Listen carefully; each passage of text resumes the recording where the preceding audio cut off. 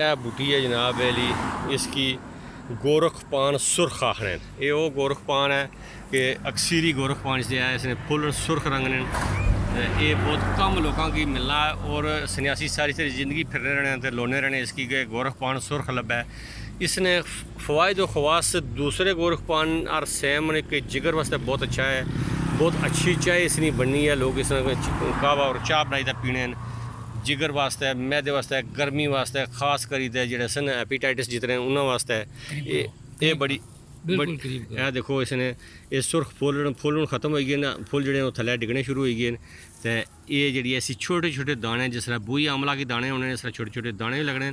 तो अगर इसने छोटे छोटे पत्तर सहम गोरखपान आ रही होना, ये गोरखपान सुर्ख है। इसने कली जी है पूरी डली कुश्ता हो जानी है। चांदी इसने बहुत अच्छा किस्म का कुश्ता होना है।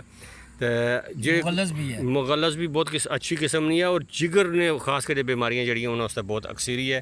ये इसकी पहचान करी कि मैं सो हूँ इसने करीब तू पट्टी ते बूटा भी जरा दसना।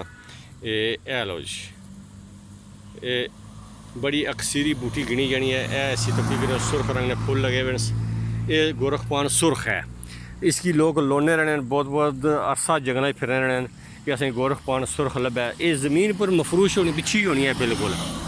ये देखो तुम इसने इट्स जोड़े ए फुल सारे जो झड़े हुए थले पे, क्योंकि बारिश हुई है ताज़ा ताज़ा, तो जो फुल सन लगे वो सारे झड़ी गए थले पे। एक दो दिन पहले जी सी फुली सी बहुत बेहतरीन किस्म की, तो बहुत किस्म की आला किस्म की एक बूटी है।